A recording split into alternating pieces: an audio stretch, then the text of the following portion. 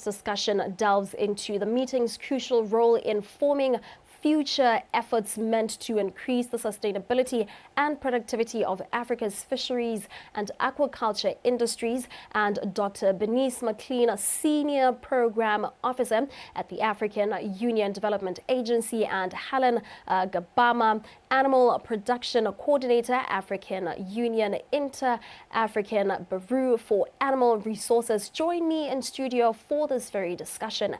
A very good afternoon, ladies, and welcome to In Context. Thank you so much. Of course. Now let's just start by, giving us an overview. Just give us an overview, Dr. Bernice, of the high-level coordination meeting on fisheries and aquaculture, and perhaps its significance for the African Union. Thank you so much.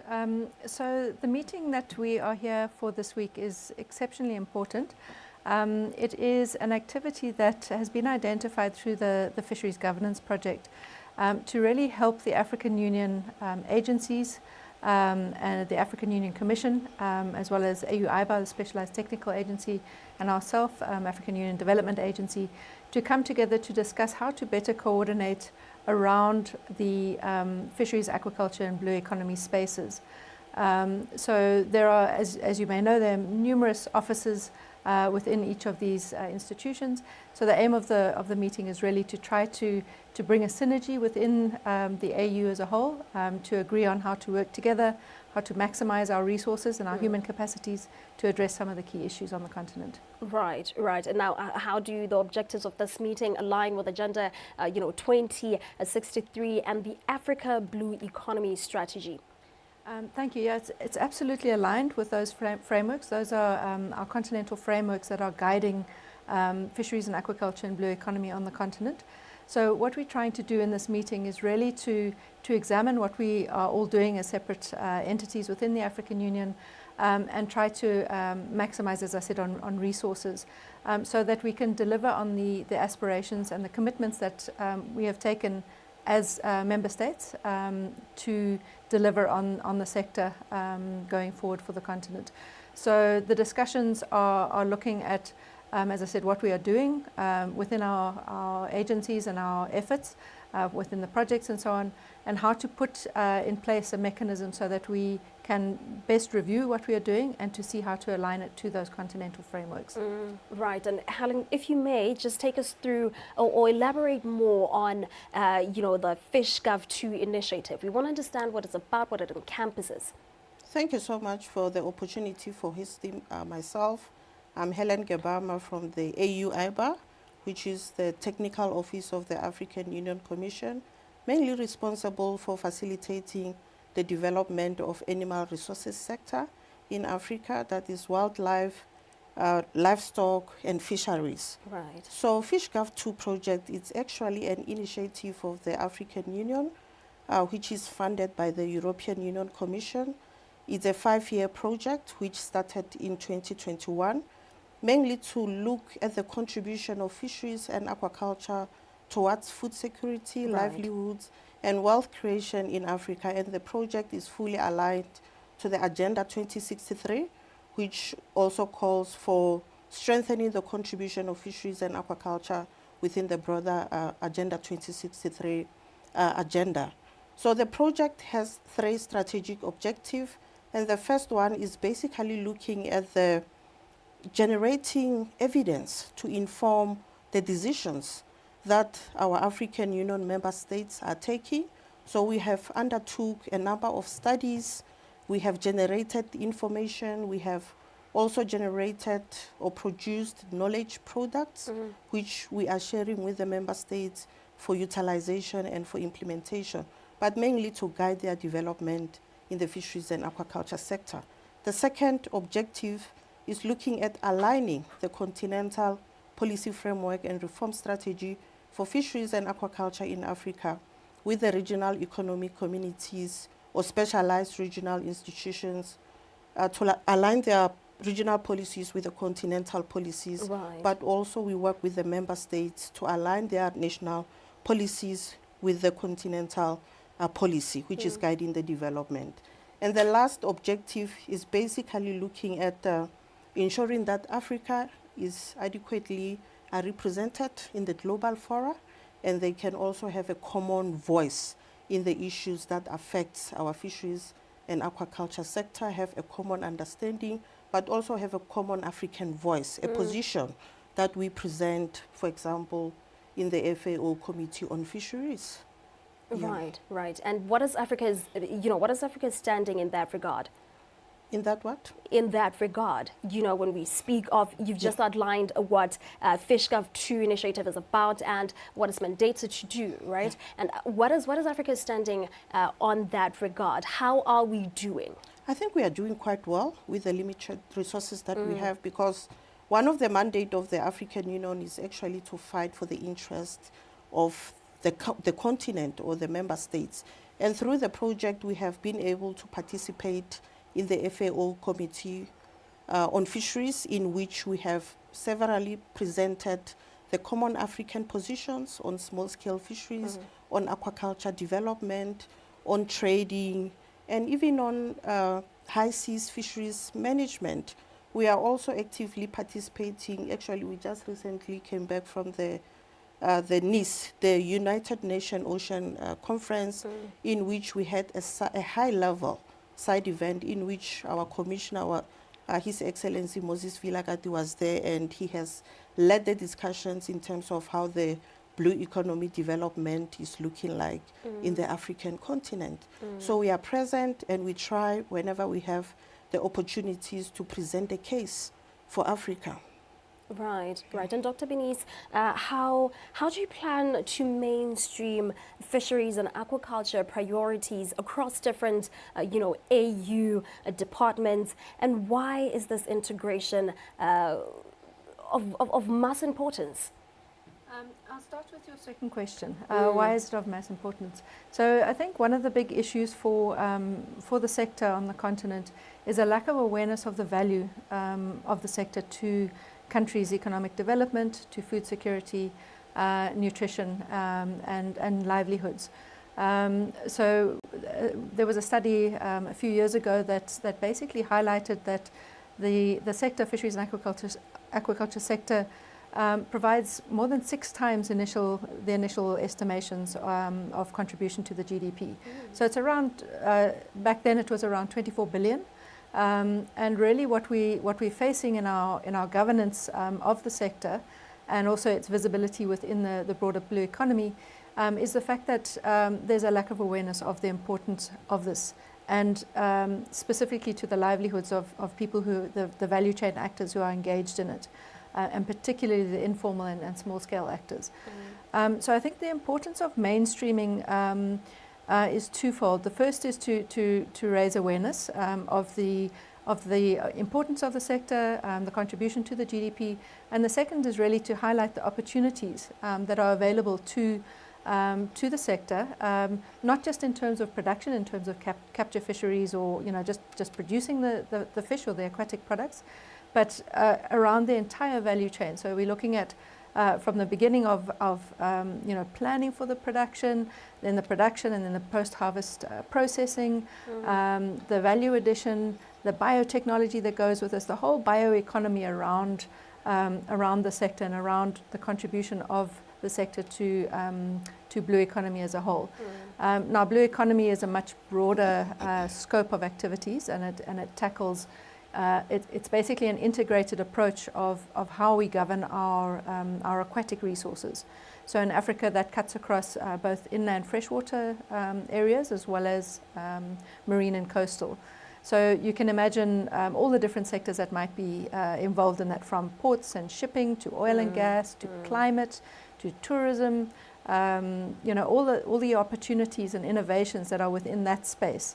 So it's very important when we're looking at Africa's frameworks and governance structures, and the decisions that are to be made within the different opportunities within those sectors, is to make sure that we're making the right decisions based on the right kind of evidence for the future of the continent, so that we're not making short-term decisions, and we're really looking at the full contribution that these sectors can bring over the long term in a sustainable way.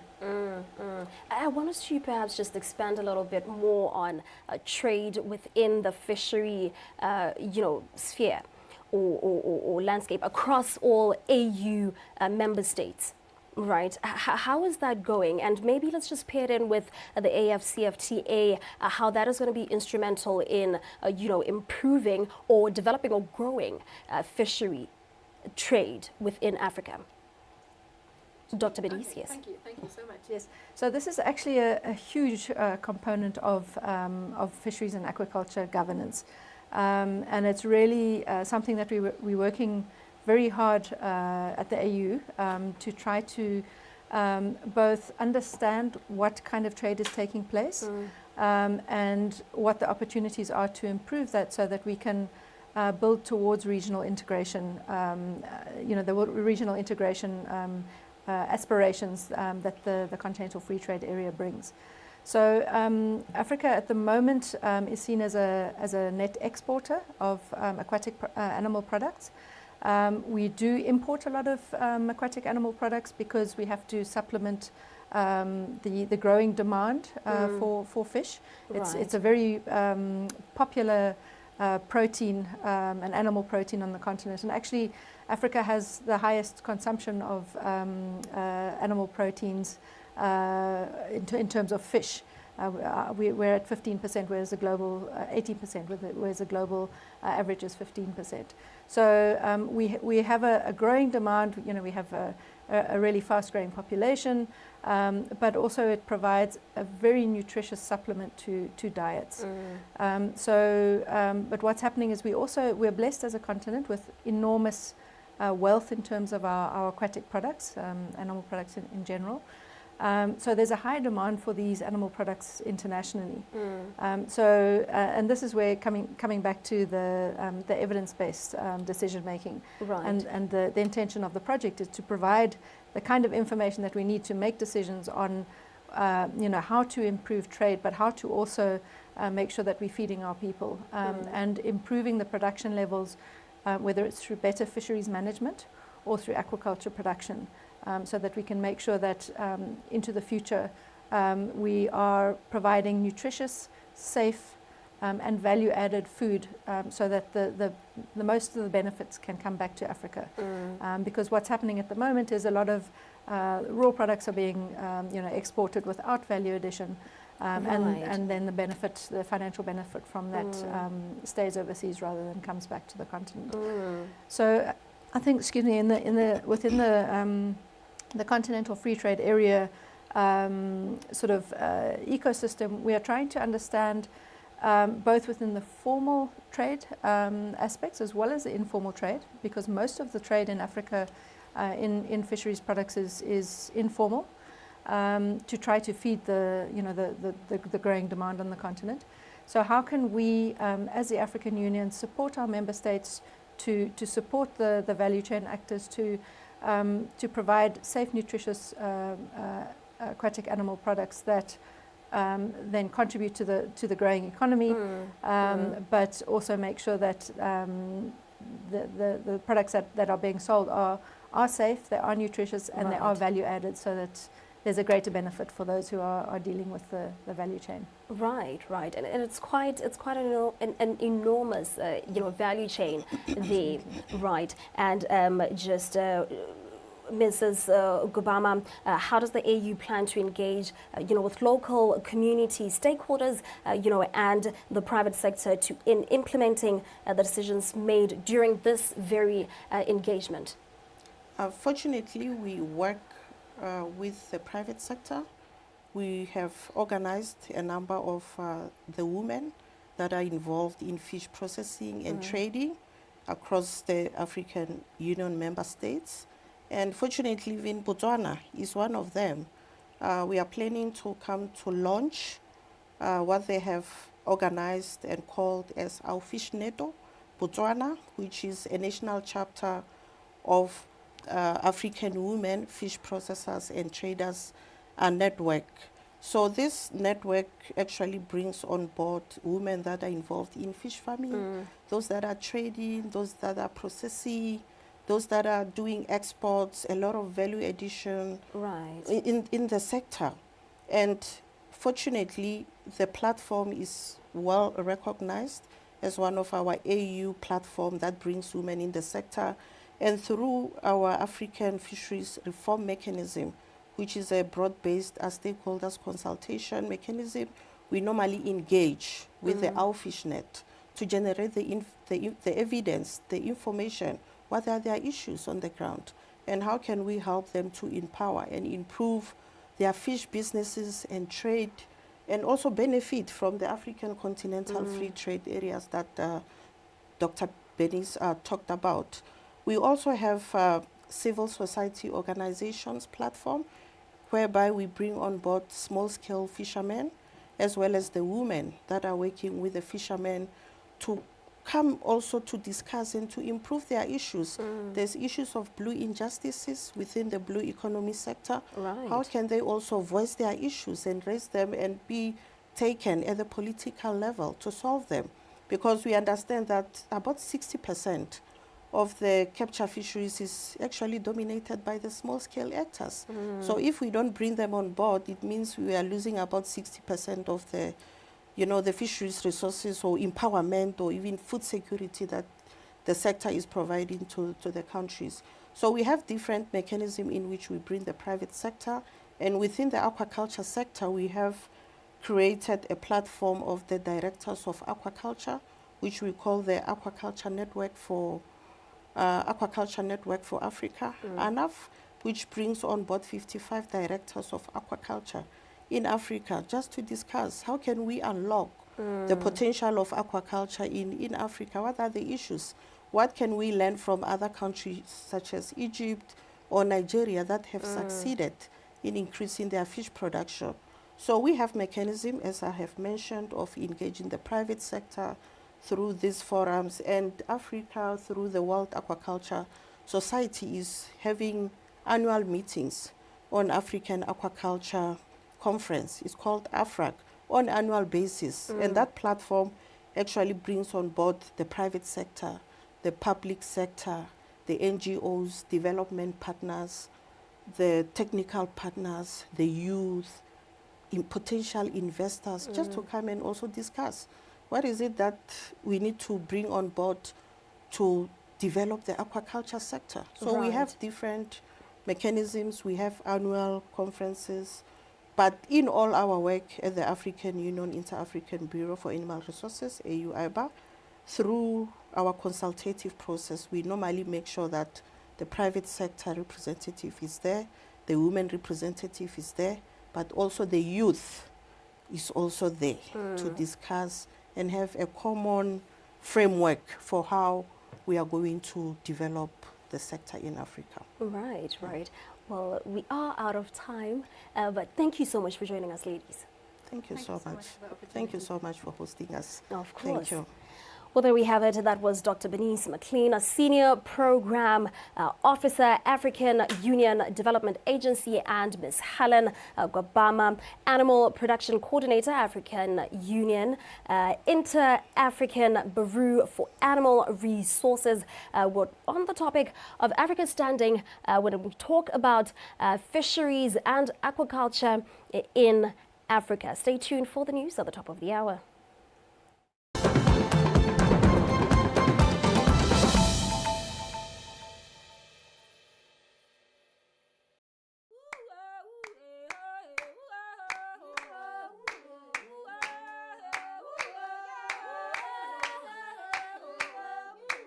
On September 30th each year, Botswana proudly celebrate Independence Day, marking the nation's journey to freedom and